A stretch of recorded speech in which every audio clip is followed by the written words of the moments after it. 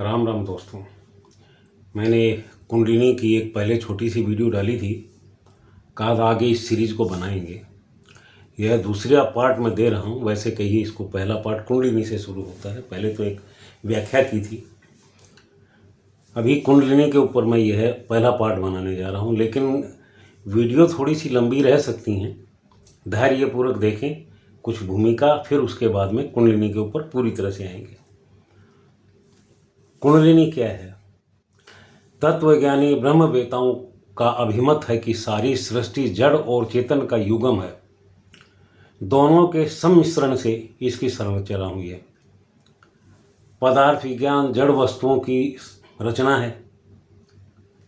आकृति, प्रकृति एवं प्रयोग के विधि विधानों से संबंधित एक विद्या है।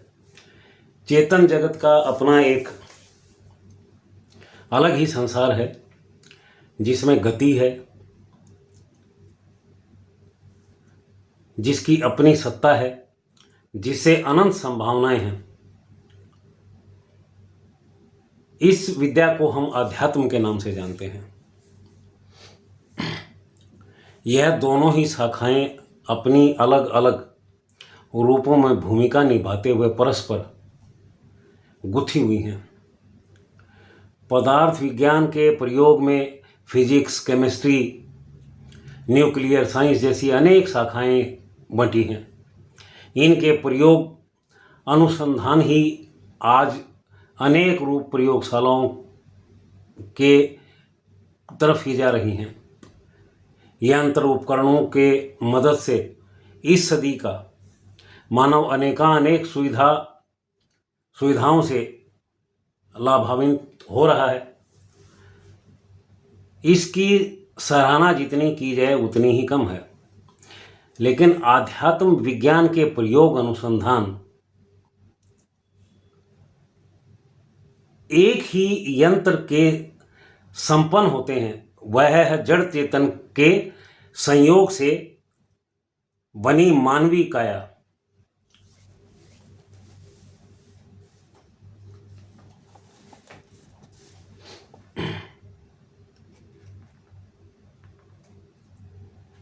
यह स्थूल शरीर जो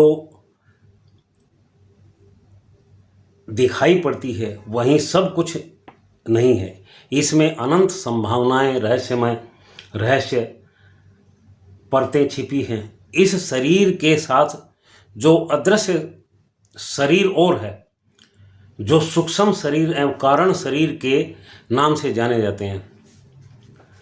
इन दो शरीरों का संबंध अदृश्य चेतना जगत से है, जिन्हें अद्भुत और अलौकिक माना जाता है।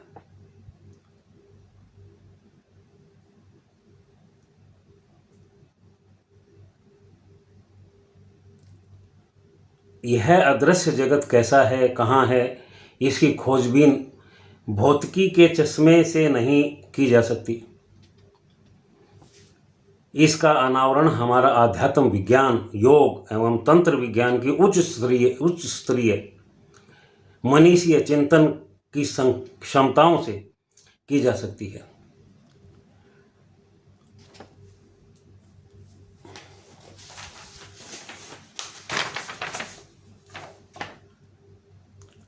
प्रकृति के नियमानुसार 84 लाख योनियों में भ्रमण कर जीवन को प्रमुख देह प्राप्ति होती है। नर योनि श्रेष्ठ योनि है, नर देह श्रेष्ठ देह है। हंस गीता में कहा गया है, न मनुष्यात् श्रेष्ठतरम ही किंचित, मनुष्य से श्रेष्ठ कुछ नहीं है। यह देव एक लघु ब्रह्मांड रूप है जो कुछ बाह्य जगत में है। सब कुछ इस मनुष्य की देह में है। आत्म तत्व की प्राप्ति, भगवत साक्षात्कार इसी देह के संभव है। आत्म साक्षात्कार का कोई मार्ग हो, योग हो या तंत्र हो, भक्ति कर आत्म सत्य अंतर्लीन होना पड़ता है। जैसे ऐसे यहाँ बैठे बैठे जो लोग सीधी सीधी बातें सी कह देते हैं, वह सब नहीं, गूढ़ता है, गूढ़ता, उसके अंदर आपको उतरना पड़ेगा। जब गूढ़ के अंदर आप घुसेंगे तब आपको कुछ अनुभूतियाँ अलग होंगी, यह निश्चित है। जो इसमें गर्क हैं, जो करते हैं, वह इस चीज़ को समझ सकते हैं कि हाँ, वास्तव में अलौकिक जगत क्या है, आध्यात्म क्या है। उस आध्यात्म जगत के अंदर जब हम घुसते हैं तो कुछ अनेकों अनुभूतियाँ होती हैं। जो वास्तविक साधना करते हैं, जो सही मंत्रों से साधना करते हैं, वह लोग इस अलौकिक जगत को बहुत कुछ समझते हैं, यानी सूक्ष्म से सूक्ष्म चीज़ों को पकड़ते हैं। सामान्य व्यक्ति जिन चीज़ों को नहीं पकड़ता, वह आध्यात्मिक व्यक्ति पकड़ता है, जो तंत्र से संबंधित है, जो व्यक्ति देवताओं से संबंधित है, जो मंत्रों से संबंधित है, मंत्रों द्वारा देवताओं की उपासना से संबंधित है। वह व्यक्ति इस अलौकिक जगत में बहुत कुछ समझता है, बहुत कुछ पकड़ता है, वह उस जगह को छोड़ नहीं सकता। और वास्तविकता यही है, जिस आदमी ने मंत्र रूपी रसपान कर लिया, वह व्यक्ति कभी आसन छोड़ता नहीं है, क्योंकि उसके अनेकों अनुभव होते हैं। गुरु अच्छा हो, सक्षम हो, जो गुरु ज्ञान रखता हो, जो मंत्रों के बारे विषय में पूरी तरह जानता हो।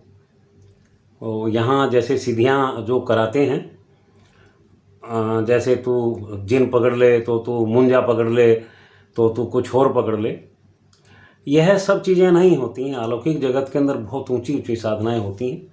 होता तो पिशाचों तक का भी है, सभी वैष्णवपंथी जितना भी है सब उसी तरफ से ही आता, जो शास्त्रों में मंत्र उन्हीं से चलता है।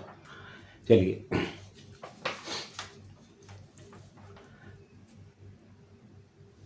आत्म साक्षात्कार का कोई मार्ग हो, योग हो या तंत्र हो, भक्ति हो, सभी मार्गों में साधक को बहिर्मुखी वृत्तियों का त्याग कर आत्मसत्य अंतर्लीन होना पड़ता है। जब आप बाह्य जगत की कुछ क्रियाएं छोड़ के अंतर्मुखी होंगे, तब आपको उन चीज़ों का कुछ अनुभव होना शुरू होगा। तंत्र के अंदर बहुत सारे विधान हैं जो हर व्यक्ति नहीं पकड़ता, न जानता है, न उस विषय का जानकार है। सिर्फ दे दिया, कुछ एक साबर मंत्रों से चला देते हैं कि चलो। आजकल तो बहुत कुछ ऐसे दरबार लगा के बैठे हुए हैं जो दरबारों में हिल लेते हैं, झूल लेते हैं। यह आध्यात्म नहीं है, ना ही ये तंत्र है। तंत्र से संबंधित व्यक्ति जो मंत्रों को जपता है, उसका शरीर सधा हुआ बैठेगा। जब बैठेगा वह, उसका शरीर कभी ऐसे ऐसे नाचता नहीं, ना उसका सिर घूमता, ना उसका शरीर नाचता, ना वह डांस करने की बात करेगा कि लो मेरे अंदर कोई देवता की शक्ति आ गई तो मैं नाच लूँ। देवता नहीं आते किसी के शरीर में। तो यह तो एक, खैर छोड़िए, पाखंडी टाइप की चीज़ें हैं, मैं उस पर क्या बोलूँगा, छोड़ देते हैं उसको। हम बात इसी तरफ की रखते हैं, बीच बीच में थोड़ा थोड़ा बोल देने वाली बात रहती है कि समझाया जाए कि हाँ यह चीज़ है। चेतना के समग्र विकास के लिए पिंडस्थ प्राणशील ऊर्जा को निश्चित दिशा देनी पड़ती है। मैंने यह सारा लिखा है बहुत समय तक, तो मैं उसमें जब मेरे को नहीं कुछ याद रहता तो मैं इसमें से देख करके बोलता हूँ। तो मेरा लिखा हुआ है, बहुत सारे पेज हैं बने हुए, लिखे हुए, जितना मैंने लिखा है उसी पे मैं बोलूँगा। प्राणशील ऊर्जा के निश्चित दिशा देनी पड़ती है। यह हमारा स्थूल शरीर, पिंड, ये स्थूल शरीर है, इसको पिंड बोला जाता है। ब्रह्मांडीय ऊर्जा या समिष्ट का घटक है। इसके दो छोर हैं, जिसे विज्ञान की भाषा में उत्तरी ध्रुव, मस्तिष्क का उधर्व भाग, दूसरा निचला सिरा दक्षिणी ध्रुव होता है, गुदा सर्प का कह सकते हैं। इसी तरह से इसको कह सकते हैं। इसे योग शास्त्र की भाषा में ब्रह्मरंध्र कह सकते हैं। इस जगह को इस योग शास्त्र की भाषा में ब्रह्मरंध्र या सहस्त्रनार चक्कर भी कह सकते हैं। सहस्त्रनार भी बोलते हैं, ब्रह्मरंध्र भी बोलते हैं, दोनों ही इसी का नाम है। तथा निचले सिरे को मूलाधार चक्कर कहते हैं। जो हमारा ये नाभि से नीचे का हिस्सा, जहाँ हमारी जनेंद्री होती है, वो जनेंद्री से ठीक नीचे के हिस्से को हमें मूल आधार कहते हैं ना, मूल आधार, जिसके ऊपर हम खड़े हैं, बैठे हैं। जो हमको चलाता है, वो मूलाधार। जहाँ जननेंद्रिय होती है उसी के ठीक नीचे का हिस्सा मूलाधार कहा जाता है। काया के निचले छोर पर स्थित यह केंद्र प्रकृति का प्रतिनिधित्व करता है।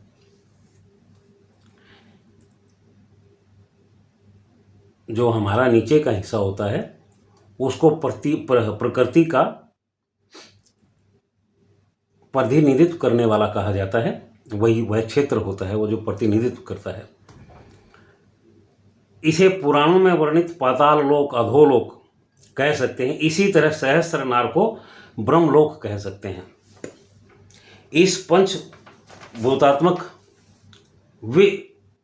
विश्व शरीर में 3.5 करोड़ नाड़ियां हैं, जो पूरा जाल फैला हुआ है। शरीर का आधारभूत मेरुदंड, ऊर्ध्वस्थ चक्र तथा शरीर के अर्ध चक्र मूलाधार चक्र को चेतन सत्ता एवं जड़